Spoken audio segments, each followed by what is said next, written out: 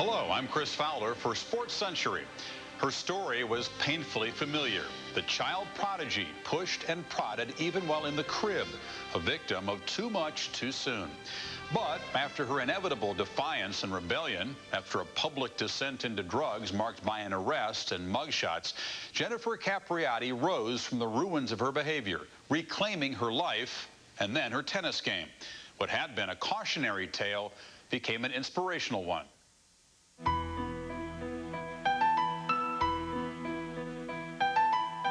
Tennis is always looking for the next big thing. Even when they have the big thing, they're looking for the next big thing. Jennifer was extraordinary. She was a baseline boomer. She had a great smile and a great childlike manner. And she was the next Chris Evert. She was going to be America's sweetheart, just like Chrissy had been for all those years. One of the things that simply added to the mystique around this kid when she debuted was that she'd been given a bracelet by Chris Evert. The bracelet said, "Love Chrissy." When I was playing and she was a young girl, I was her idol. But every year she was compared to me. By the time she was like 14, she said, if somebody compares me with Chris again, I'm going to throw up. Everyone wants to say this is the next Chris Evert. How do you handle that? Well, I really like Chris Evert, and she's my friend, and she's a great person, but I really don't like being compared to her because I want to be known as the Jennifer Capriati, the next Jennifer Capriati.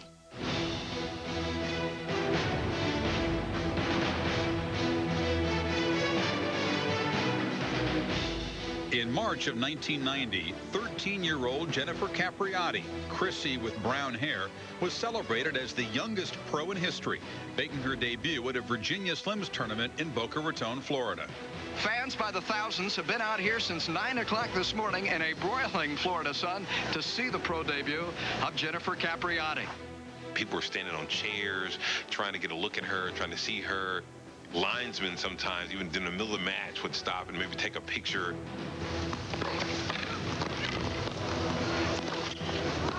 It's game, set, and match to the youngest player ever on the professional tour. That tournament just sort of devolved into the Virginia Slims of Capriati because nothing mattered anymore once she took that court. I mean, she just swamped the game with her ability and her charm. I think the media is kind of a little out of control. She was really literally still just a little girl. It looked like she could practically have adults with her. It was incredible. Capriati was stopped in the final by Gabriella Sabatini. Can you imagine what may happen when she gets to be older, say 14 or 15?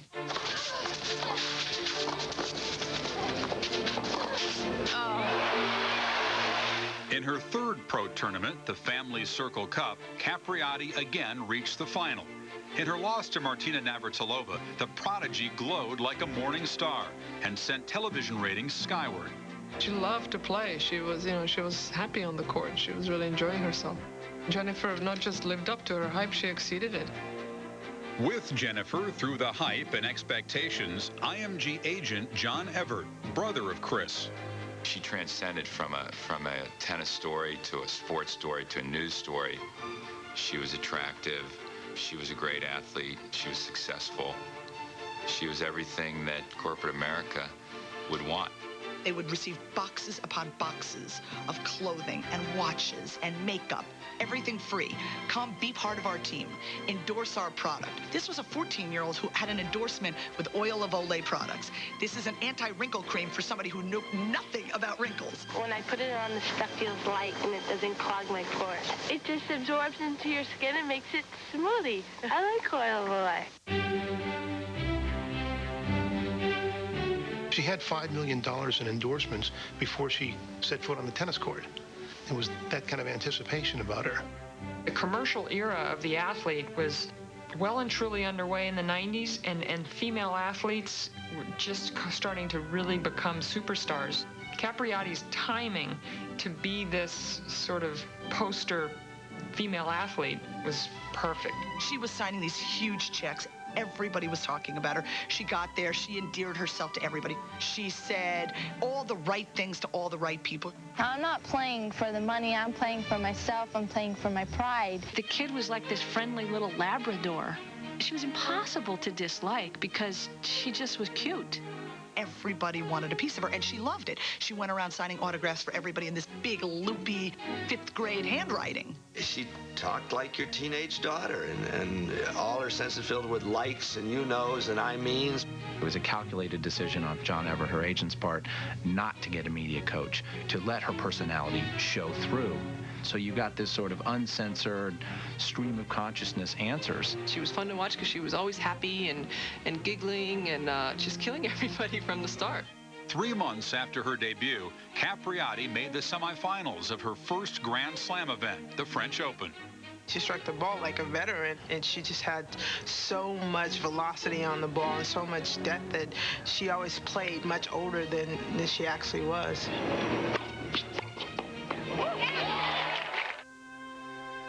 When she first came onto the scene, it really was all about how Stefano Capriati poured his life effort into creating this tennis player out of his daughter, Jennifer. Stefano was always not just her father, but her coach, her best friend, the person in whom she places the most trust. The feeling was about Stefano Capriati in the early years that he wanted the best for his daughter, but that he was tremendously overbearing. Everything went through Stefano. He oversaw her tennis, as well as her endorsements, as well as all off-court activities, all in media interviews. Everything ran through him. Such control began early, almost from her birth, to Stefano and Denise Capriati on Long Island, New York, March 29, 1976. Stefano is known for dangling a tennis ball over the crib, and Stefano is known for having Jennifer, 1 month, do sit-ups. He put her on a pillow and does these sit-ups, pulling her arms up gently and sending her back down again. And everybody said, "What are you trying to do?" He said, "I'm going to make a tennis player." Jennifer started hitting tennis balls at 3. 2 years later, with the family living in Lauderhill, Florida, Stefano delivered her to Chris Evert's tennis mentor, her father.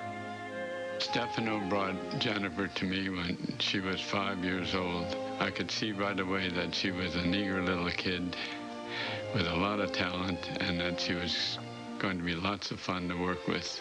I like competing with other people, and I like traveling all over the world, and I like winning. In March of 1987, Jennifer appeared in Sports Illustrated's Faces in the Crowd, just as Chris had. A year later, the Capriatis moved to Haines City, Florida, so that Stefano could enroll his precocious daughter in the Greenleaf Resort tennis program. She was on the court with Tommy Ho, who was the best kid in the country, and she's like 11. And I remember Tommy got a short ball one time, and Jennifer was at the net, and he just loaded up and just tattooed her right in the forehead. I thought it knocked her out. She just went like that and got in the ready position, and believe me, the next time she got a short ball, Tommy took off running to the parking lot. Before Jennifer ever even played a tour match, she was 13 years old. She represented the United States in what was called the Whiteman Cup. The United States against Great Britain. People knew Jennifer was for real when she beat Claire Wood, who was a British pro, love and love. And she said at the time, "I'm not scared of anybody. I'm wondering if now they're starting to be scared of me." Fear was not a factor in 1990 when the women's tour not only adjusted its minimum age limit to allow Capriati to join its ranks 3 weeks before her 14th birthday, it also extended the number of tournaments she could play from 10 to 12. Certainly the Capriati rules were in effect. People looked the other way because everyone felt that she could handle the pressure, and people wanted her to handle the pressure. Everybody was talking about how many Grand Slams she was going to win. You know, I started something, and I think it did make it harder for the ones to follow, because after that, everybody realized that a 14-year-old physically on the women's side is able to play against adult women. When Jennifer came up, there was a lot of talk about her freshness and her innocence and her enthusiasm, that this was going to be a contrast to the burnout that Tracy Austin and Andrea Jaeger had suffered, that Jennifer was more physical and she had more assets, and maybe the fact that she made so much money so quickly, maybe that would even help her. They shouldn't think that I'm going to burn out just because they do, because, you know, it's not my problem that they burned out, so. Stefano kept saying, Jennifer is not Tracy Austin. She's not Andrea Jaeger. He said, she's Jennifer. Judge her for what she's worth. This was the man who took the WTA to task and said, if you don't let my daughter play, we will sue you. The Women's Tennis Association saw that you couldn't hold her back, and on one side, people felt concerned. On the other side, bring her along. Dollars, dollars, dollars. A child prodigy, a Mozart in a dress. Everybody looked to her as the shining hope of women's tennis and American tennis, and boy, that's a heavy burden to put in your back when you're only just beginning your teenage years.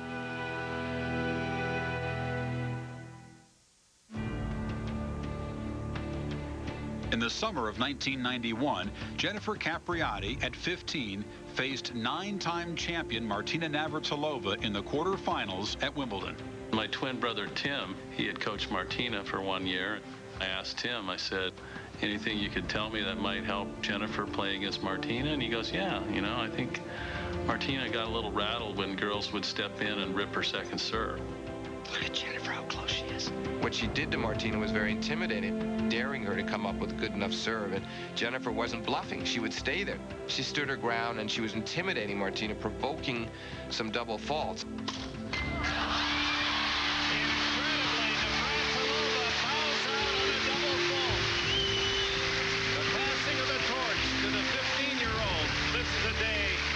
She will remember the rest of her life. After losing to Gabriela Sabatini in her next match, Capriati reached her third Grand Slam semifinal 2 months later at the U.S. Open. She met Monica Seles in what became an epic battle.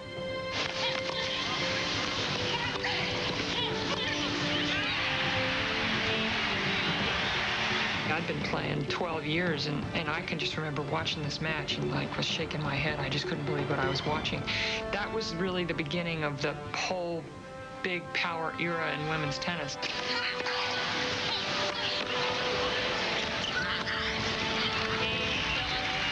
After losing the first set 6-3, Capriati was down 3-1 in the second when she stormed back to win the next 5 games. Then in the third set, Jennifer twice served for the match.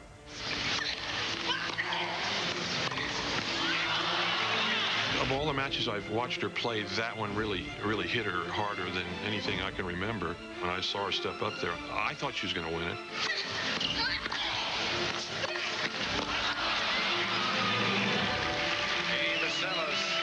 After nearly 2 hours of fierce competition, Seles emerged a winner in a tiebreaker.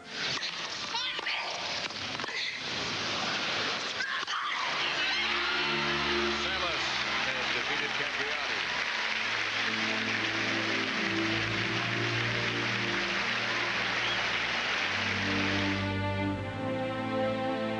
You had told us yesterday that you were feeling nervous, excited. Was there a case of nerves at all out here? No, I wasn't nervous. It was just that I wasn't being aggressive.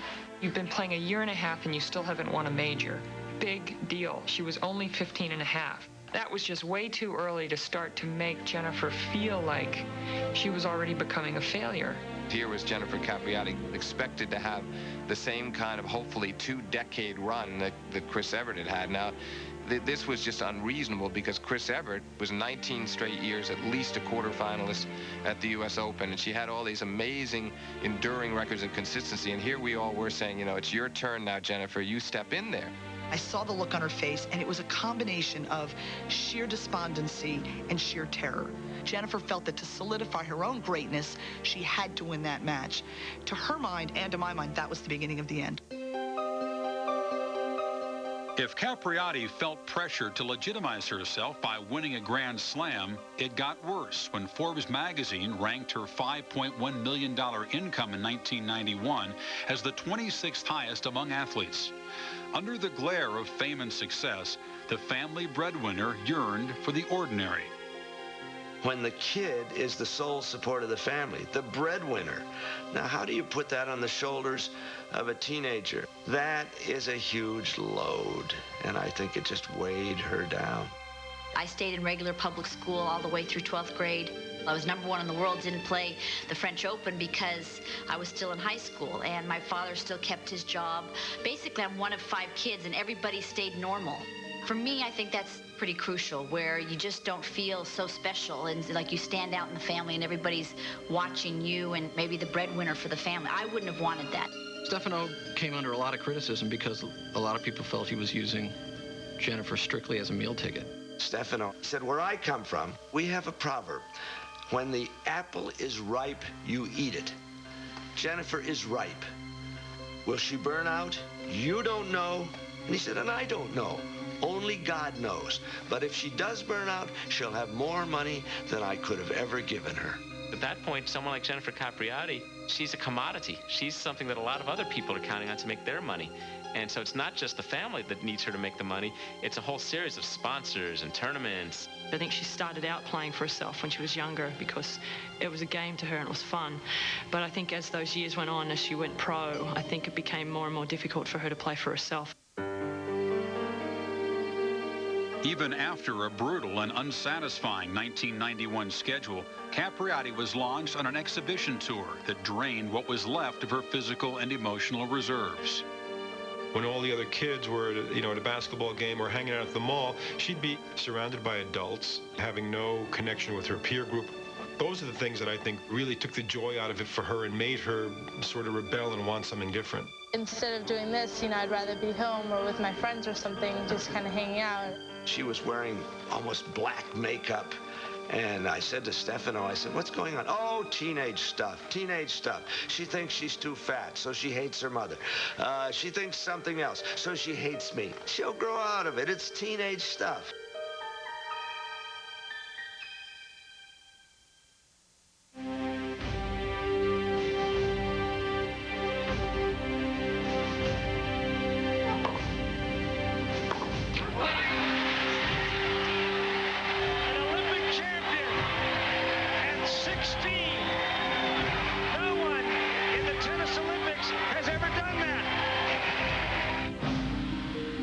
Even after adding an Olympic gold medal by beating Steffi Graf at the 1992 Barcelona Games, Jennifer Capriati fell short of expectations.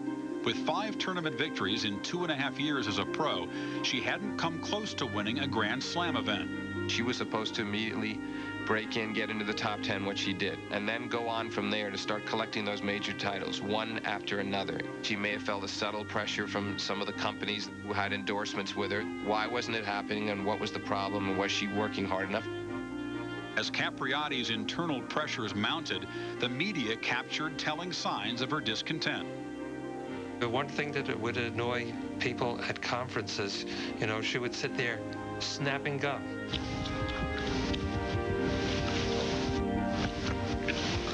She'd be chewing her gum, staring distractedly off into space, giving one-word answers to questions, clearly bored with what she was doing, clearly contemptuous of the people asking her questions. She was a million miles away. In New York, at the championships, I was coming in a pretty late hour, and she was going out. I remember the black fingernail polish and the black eyeliner, really heavy. I spoke to her, and it was almost like she didn't even know who I was, kind of. And I remember feeling very sad for her at that time. Jennifer's got to be disappointed. I mean, I just think she's afraid to pull the trigger an awful lot during that match. 92 was the year she started to want to rebel a bit, and then it just grew in 93, and then she started to play a lot worse in 93. Her game was not improving. She was getting frustrated on the court. She put on a lot of weight. She became more and more withdrawn and more sullen. You started hearing stories about screaming matches with her father and is visibly arguing with her father across the court. After losing to Graf in the 1993 Wimbledon quarterfinals, Capriati was 0 for 13 in Grand Slams. I think there was a sense in the Capriati camp that she'd been to enough quarterfinals and semifinals. They wanted her in a final, and they wanted her to win a major championship. She didn't come through and win the Grand Slams like some people expected her to, but she was losing to the likes of Steffi Graf and Monica Seles, who were some of the best players ever in the game. In August, Capriati was expected to cruise past unseeded Leila Meshki in the first round of the U.S. Open. Instead, she lost in 3 sets. It was a hard thing to watch, only because she didn't come with her game. It was a second unit serving, second unit returning. You could tell she didn't give a final damn about the outcome of the match. I remember her snapping at a reporter after the loss to Mesky. One of the reporters had asked, "How are you feeling right now?" And she snapped back, "Oh, I feel like I'm the happiest person in the world." And the sarcasm was really just dripping off the comment. You could see she was tired of tennis at that point.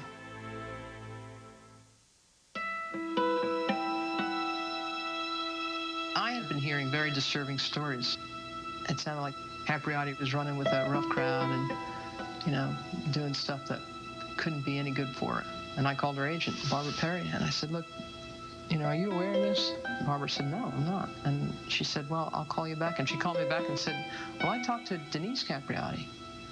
And she said, she doesn't know anything about it. What would make a tennis star worth over $1 million walk off with a $35 ring? Jennifer Capriati is accused of doing just that at a Tampa mall. On December 9th, 1993, 17-year-old Jennifer Capriati was cited for shoplifting. She says that it was an accident, and basically it became worldwide news, this kind of really minor incident. That was the first really public incident where people started saying, you know, what's going on in this kid's life? In January of 1994, Capriati announced that she was leaving the women's tour to finish high school. I kept touch with her during that period of time, and there's certain things that we didn't talk about. And one of them was talking about tennis. We didn't talk too much about when she was going to come back or if she was going to come back. In February, Capriati quietly checked into the Manners, a drug rehabilitation center on Florida's Gulf Coast. Around the time of her 18th birthday in March, she elected to move in with friends at Florida Atlantic University on the other side of the state. When I ran into her at Florida Atlantic, she just seemed like a mixed-up kid. Tennis was the last thing on her mind. People around her, these friends that she had made. She loved the fact that they didn't know who she was. I think that's why she liked making these kind of overnight friends. They just saw her, you know, hey, this is Jen. On May 15th, 1994, Capriati checked into room 109 of a motel in Coral Gables, located just south of Miami. It was prom night at Coral Gables High School, and she had some friends from the high school and a couple of dropouts from the high school who knew her in her social circle at that time. So I think what they decided to do was have sort of an anti-prom night, and they got a room, they put it on her credit card. One of the kids was named Mark Black, who did not even know who she was when he first met her, which is exactly the way that Capriati liked it, because her whole purpose was trying to develop a group of friends who would allow her to have a normal teenage life. Basically, it was a 36-hour party. You know, she funded a lot of it because she had the Visa card, and it was like a $50 a night hotel room that they just rented, and it was easy access to drugs because it was in an area where drugs were accessible. After the first night of partying on Saturday night, Mark Black and Jennifer decided to rent a room for another night. Capriati's lost weekend spiraled into Monday morning. Acting on a tip, the police showed up and knocked on the door of Capriati's hotel room, and she allowed them to search it. At 14 years old, Jennifer Capriati was America's rising superstar. But 4 years later, Capriati's life appears to have changed dramatically. Capriati was arrested and charged with possession of marijuana, a misdemeanor, while two of her companions faced more serious legal consequences relating to crack cocaine and heroin. Mark Black, meanwhile, was not arrested. If the extent of Capriati's weekend remains obscure, at least one thing is clear. America's sweetheart was now little girl lost. When you think of that mugshot from when she was arrested, she looks like this lost soul. It surprised America, you know, who had been reading about this kid since she's been 13, that, you know, God, what has she become? I don't think people just saw Jennifer Capriati. I think they saw their own daughters. I think they saw their own sons, and it was horrifying to them. On May 18, 1994, Jennifer Capriati, as part of an agreement with the Florida State Attorney's Office, entered a drug counseling program in Miami Beach. As people searched for answers to Capriati's fall, she left only questions. I did a piece for NBC asking Jennifer, would you please say something about it? If you made a mistake, we'll accept that. I felt it might be a catharsis of some sort, but everybody was very quiet about it, and guess ashamed, embarrassed, but they didn't handle it very well. To this day, we don't know what exactly happened in that hotel room. There were so many conflicting reports. Was she shooting heroin? Was she smoking marijuana? Do we know exactly what she was doing? No, and until Jennifer tells us, we're never going to know.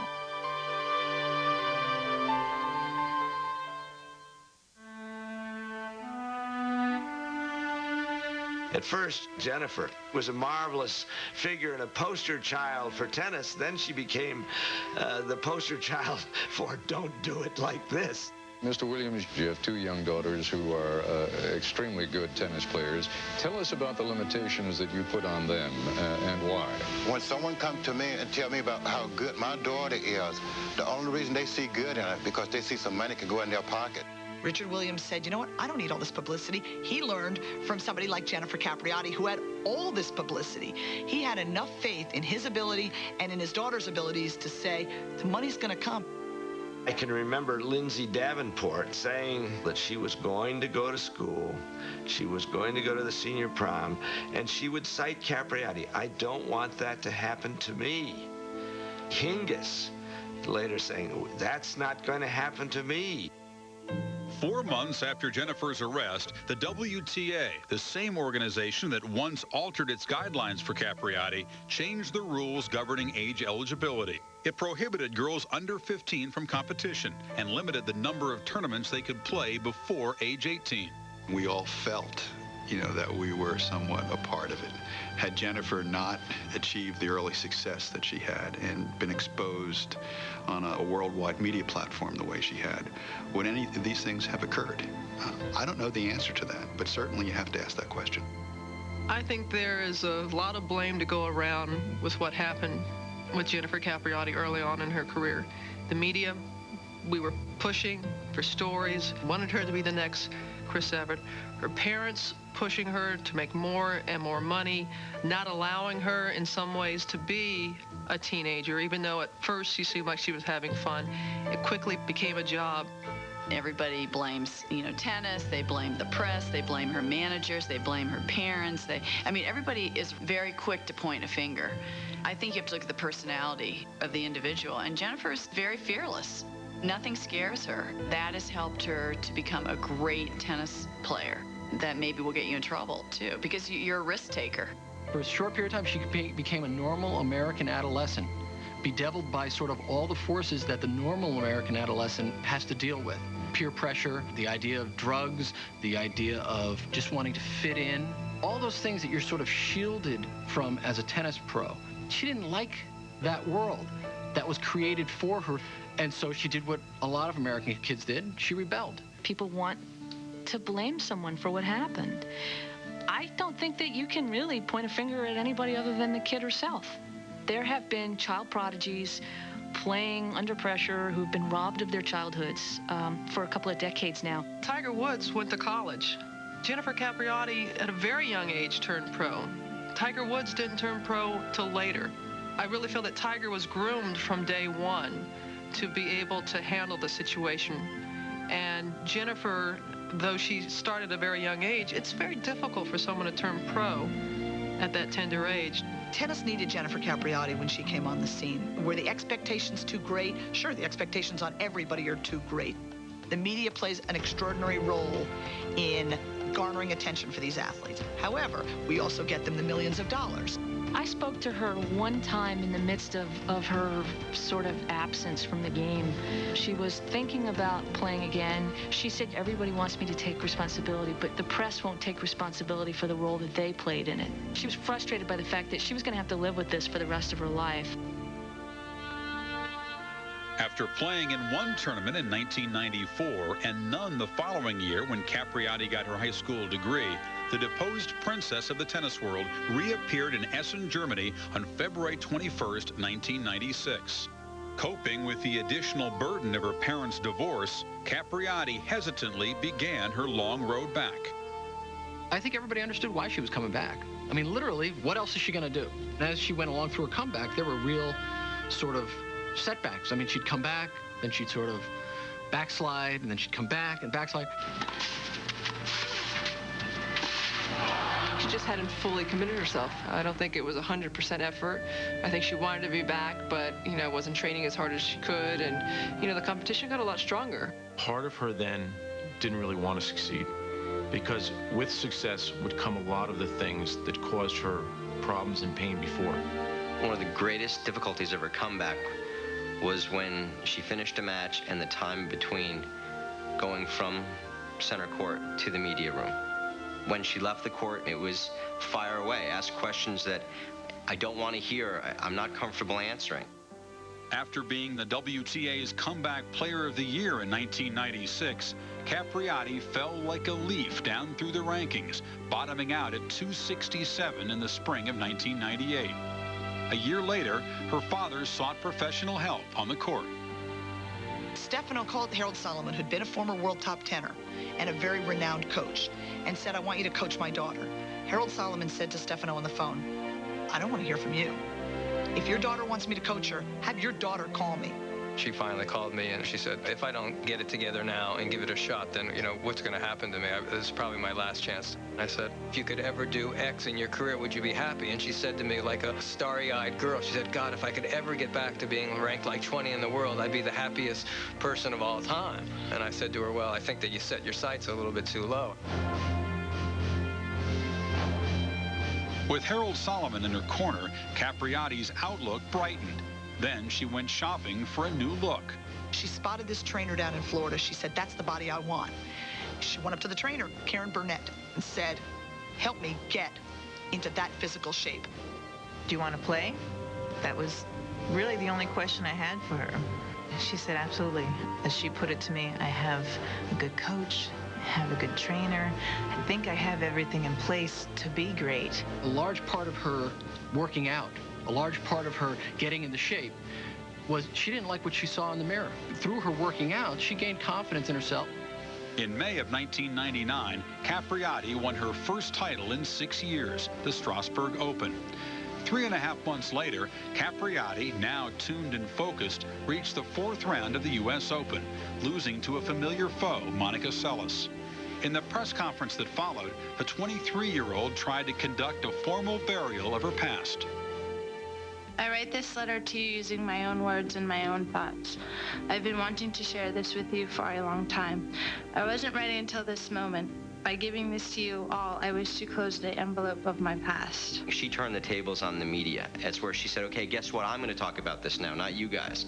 Let me say that the path I did take for a brief period of my life was not of reckless drug use, hurting others, but it was a path of quiet rebellion, of a little experimentation of a darker side, of my confusion in a confusing world. She begged the press to let bygones be bygones, which is a fair request in a way, but a very naive one. This will be the final time that I speak about the past. I just ask that after today, you please respect my wishes. First of all, the media, we don't like generally being told what we can and can't ask people. And she's also reading the statement, and you have a sense that this is not written by her. This is just another attempt to sort of spin the situation. I wrote this statement before the Open began and waited until my run was over to say all this. Thanks for listening and understanding. She felt that when she read that statement, it would close the door forever. It would put a bolt on that door. What it did was it busted it right open. Jennifer, do you still see the media as your adversary? I'm gonna start crying. It's nothing bad, just... We thought, oh my gosh, don't do this, Jennifer, because now we got to write this. You're breaking down in tears, or I felt that way. I don't need this story, Jennifer. I don't want this story. But you're throwing it at us. I just wish I didn't have to talk about this stuff all the time. When that was done and Jennifer went off, Stefano had tears in his eyes afterwards saying, why can't they just let her forget about the past? I can't tell you how many people came up to me and said that's the biggest mistake that she's ever made. And I said, no, I think it was great. I said it really just took a huge burden off her shoulders. She knows that we're not going to leave the past behind because it's a remarkable story. But the difference is that she got it out. She had her say.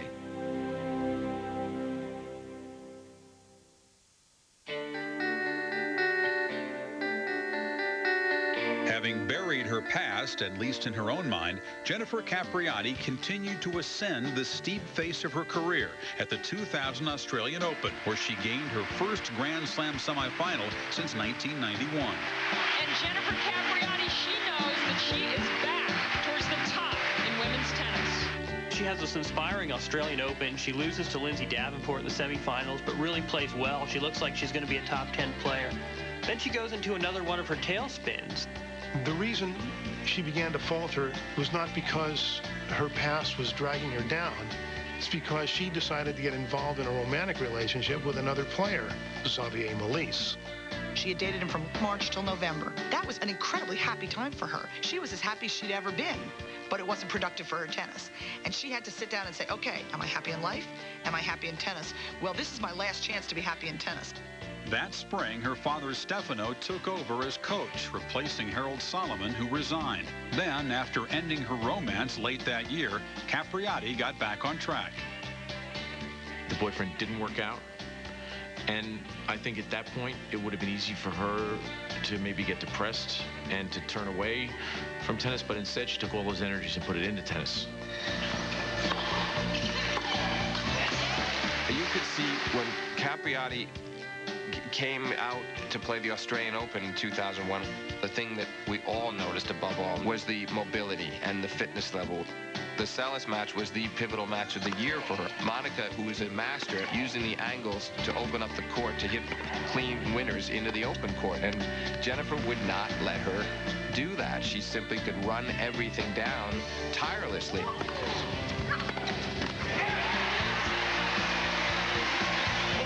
Says Lindsay Davenport, look out. After beating Sellis in the quarterfinals, nearly a decade after the heartbreaking loss to her at the U.S. Open, Capriati resumed her march toward redemption. She defeated defending champ Lindsay Davenport in the semis and stood at center court in her first Grand Slam final. Across the net was the world's #1 ranked player, Martina Hingis.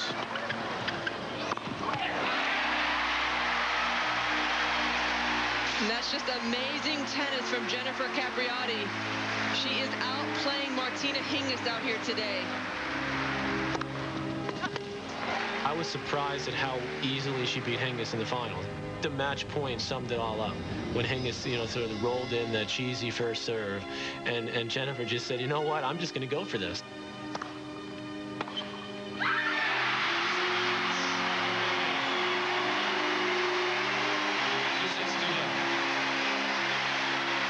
When she beats Hingis and goes over to Stefano, they didn't have to say anything to each other. They understood where they had been.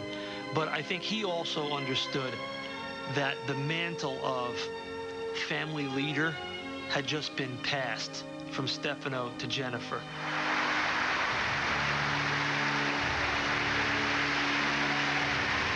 It was wonderful to see her embrace her father because, her father took a lot of heat. To see him also to have been rehabilitated in a sense, to learn his role and to know he's a father first. And for her to sweep through the field was an extraordinary statement, but it was more a statement of the evolution and the maturing of a person than the growth of a tennis player.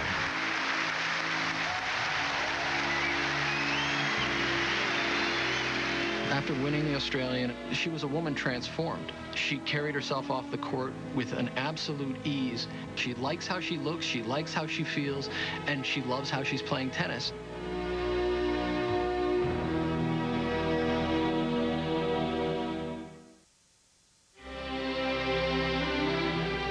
With the sound of her Grand Slam victory in Australia still resonating, Jennifer Capriati battled into the 2001 French Open final against Kim Clijsters.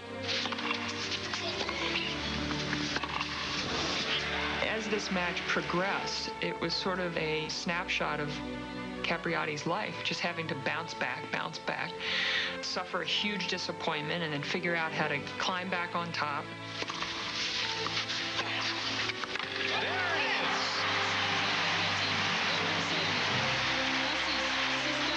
Capriati triumphed 12-10 in the third set, becoming the first American woman to win the French Open in 15 years. The last one to do it, Chris Evert. Really, I'm just waiting to wake up from this dream. Doesn't seem like a reality right now, but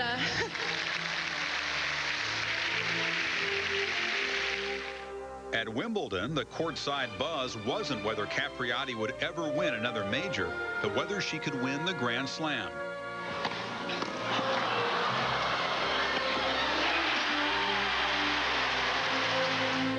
After her thrilling comeback win over Serena Williams in the quarterfinals, Capriati unexpectedly fell to Justine Henin in the semis.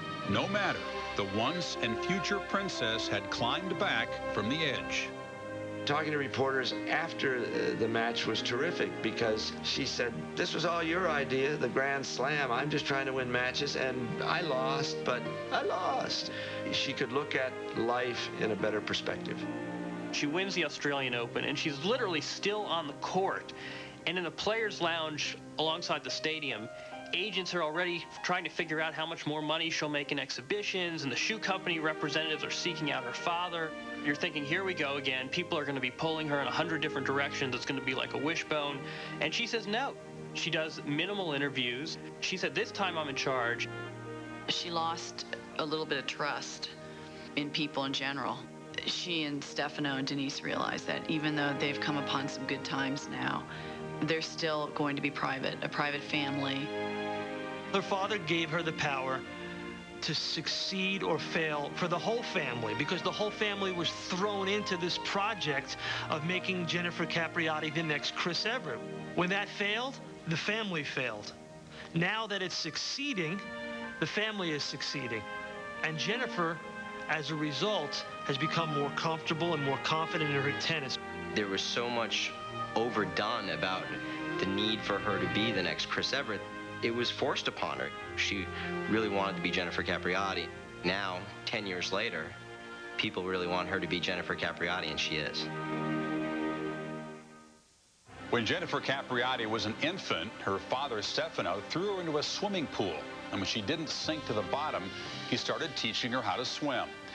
At least in a symbolic way, the lessons proved useful during Jennifer's adolescence, when she struggled to stay afloat under a burden of unreal expectations.